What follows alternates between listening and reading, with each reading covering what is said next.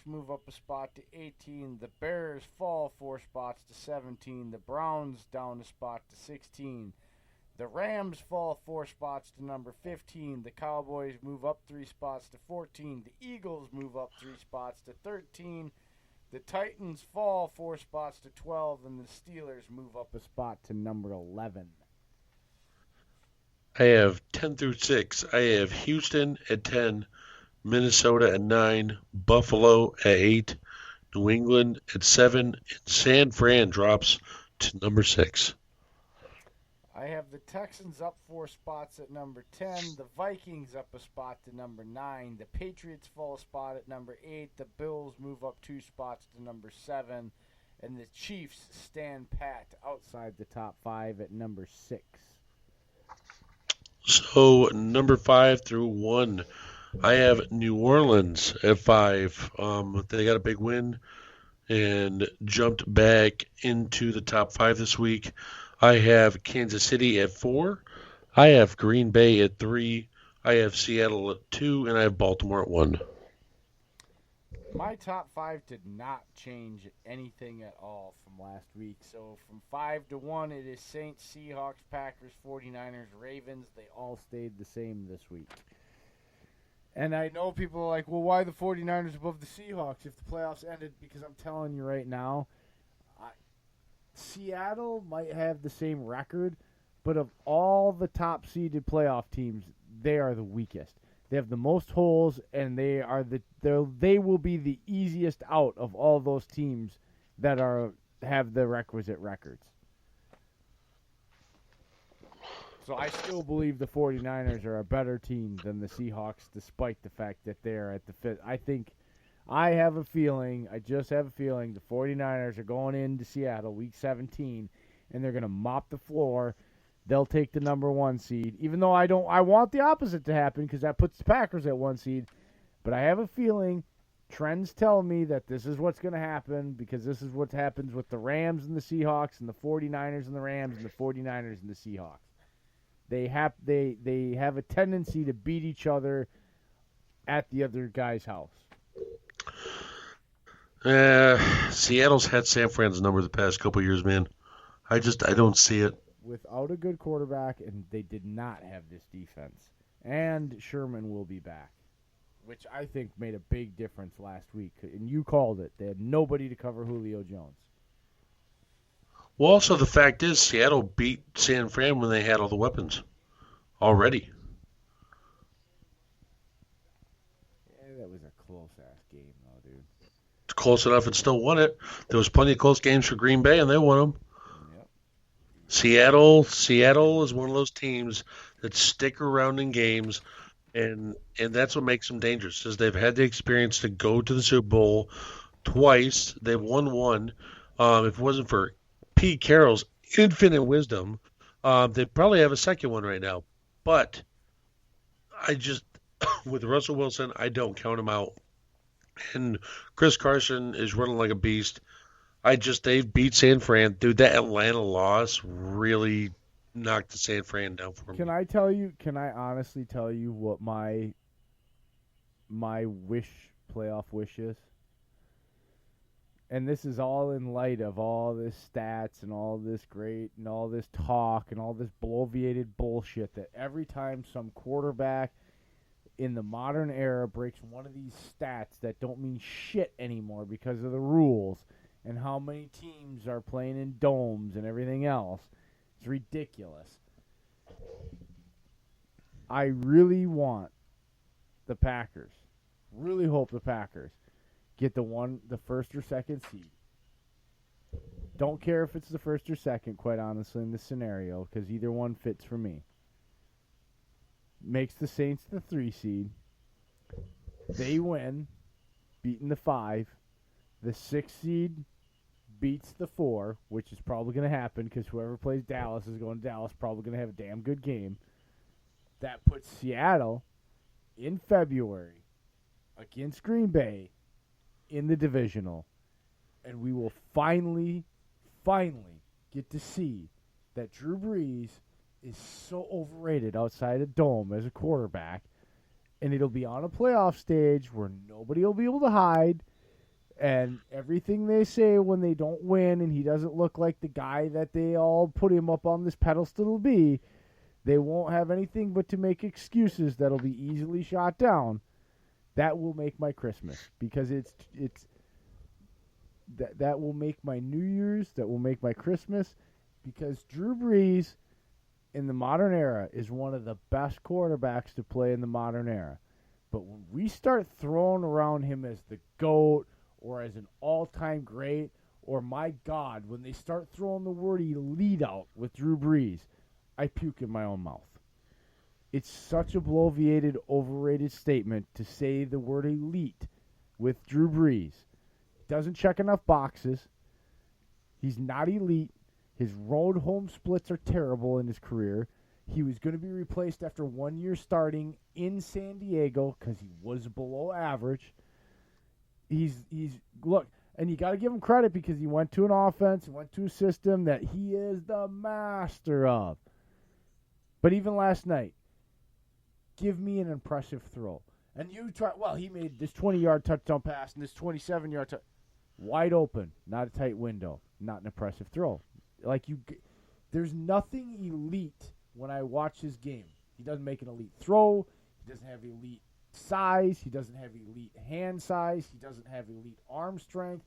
And he's not accurate. I'm so tired of hearing about he's the most accurate quarterback ever. No, accuracy has to be done both in domes and out in the weather, both in good weather and inclement weather. If you can't throw the ball in 20 mile an hour wind, or when it's raining and snow, because a little bit of wind or a little bit of that, you can't grip the ball right and you can't throw it on a 15-yard out, you're not elite. Okay? And he's very good. He's damn near great. But boy, he is so overrated because of his statistics. He will go down as statistically one of the best to ever play.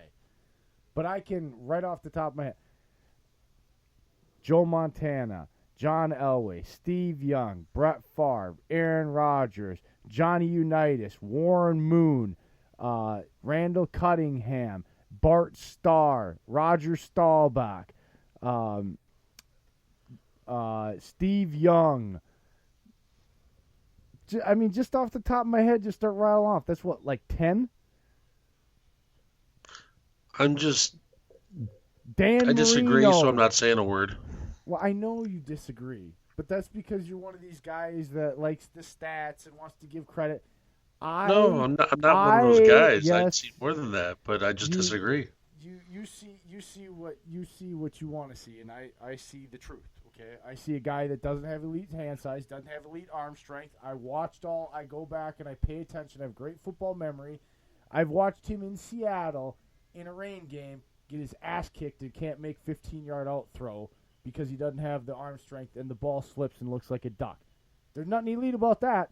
I've watched backup quarterbacks we pick on be able to make that throw better than Drew Brees over and over again in that situation. Is what it is. He's very good. He can give you stats. Even he's never carried a team. He's got 7-9, 7-9, 7-9. Oh, the defense wasn't good. Well, I don't know. I've seen Aaron Rodgers and Brett Favre and Tony Romo and Tom Brady carry crappy defenses or less talented teams. Favre had pretty damn good defenses most of his career. I'll say that. He didn't have crappy defenses. Not in the early 2000s when he was taking teams to the playoffs. They didn't have good defenses. To go back and look at those rosters, there was some names on there. Names, not great elite defenses. They're okay. Favre had plenty more elite defenses. Drew Brees' defenses statistically were terrible, but if you go back and watch the games, they weren't any worse than some. They weren't even statistically rated as bad as Aaron Rodgers' defenses in those same years where he was taking them to the playoffs and making deep runs with them. So you're going to tell me one guy is better than the other when in the same year one guy had a worse defense, was in the playoffs, had less offensive weapons, was in the playoffs. One guy was in an NFC Championship game with a defensive tackle playing a guard and had 2 fumbles not happen, would have been tied with a team that was It set the record that year for points or had the highest points per game. Like, I'm sorry. I can go on and on about this because, again, this isn't Because of that your I hatred don't. for Drew Brees. Well, no. There's two different Yes. sides to this. There's two different sides to this, Dave. There's the side of, do you think he's a good quarterback in this era right now? Well, absolutely. But when you set me off and when I get on this where you say you hate Drew Brees, I hate Drew Brees in the conversation of GOAT or greatest of all time or elite. When we start talking about that, yes, I'm going to come off as a hater, and I hate him because the truth of the matter is, if you research enough about football, if you appreciate enough about football, you're not going to even rate him. You might be able to get Drew Brees somewhere in the 25 to 30 range, and that's because there's a few people there where you might say, well, yeah, but given that. But it's going to start coming down to stats, and he's probably going to beat those guys out based on the stats. But if you turn on the game film, there's easily 30 quarterbacks throughout history that are better than Drew Brees. We're talking about 100 years of football here, pal. It's the truth.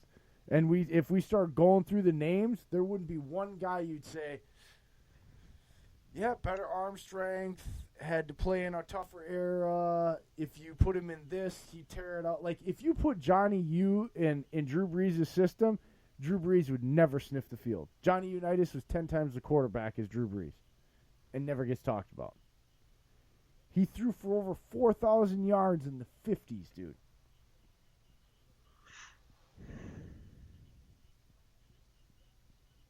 I'm just waiting until you're done. I'm just waiting for you to say something else. No, because it's a rant, and I'm not jumping in. Rant. I'm just talking. I wish you'd say something, move on, because you just keep reiterating stuff that's going to keep getting me going. You like to disagree with me on this because I think you just like to hear me. No, I have Drew Brees in my top 15 all-time quarterbacks. Oh my God. And see, you're disrespecting so many quarterbacks by doing that. And you're doing not really. You just had you have like I have against the Lions. You have a thing against Drew Brees. I'm sorry. You'd literally try and diminish everything he does. That's not his fault. He went and played. Like, he'd be okay. He signed with the Saints, but it's not his plan. Oh, I'm going to go play in a dome and try to get all these records. He was a free agent, so he could have chose to. What I'm saying is he didn't think of, oh, yeah, I can go play in a dome. Oh, no. But he didn't think of that. But yet he didn't think of that. But you're telling me a guy that's selfish enough to tell an organization, when I want to play, I'm playing. Regardless if it's 4 weeks too early and my thumb isn't even in, and I can't make the throws the backup's making, but yeah, you don't tell me that he didn't think. No, stop it, Dave. That's another one of those things where you're going to tell me that my common sense isn't right. Common sense is common sense. It's what makes people with common sense No, this is better off pure. in life You just than don't like people Drew don't. Brees. It's pure what it is. He exactly knew what he was doing. Player, when he was going down person. there. And they even said it, that when he sat down and had that meeting, they basically said, let's make it. Sean Payton's whole pitch was, come here and I'll sit down. We'll design an offense that makes you great. Oh, makes me great. Oh, because he already knew on his own he wasn't going to be great because that's why he was a free agent. How did you know? Place. How do you know that? You weren't there when that conversation went down. They talk about it in they just had it again on NFL Network where they had the Super Bowl, and the big thing at the end of the Super Bowl was Sean Payton's pitch to him was, come here and we'll sit down and I'll make this offense and we'll make you great. What coach is not going to say that to a quarterback who especially to a quarterback he wants? He's gonna sell a pitch to him. Exactly, he's gonna sell a pitch to him, dude. That's what every head coach wants. That doesn't make him have to do what the rest of elite quarterbacks have to do. He doesn't have to throw in tight windows. He doesn't have to throw the ball down. He's thrown in plenty of tight windows I've seen. He does not. Yes, dude, the fact he's been in this long and you keep saying he doesn't throw in tight windows is pure BS. I can go find some right now on his highlights on YouTube. I'm sorry, they're there. His tight window throws are like Cam Newton's. You're gonna find Oh.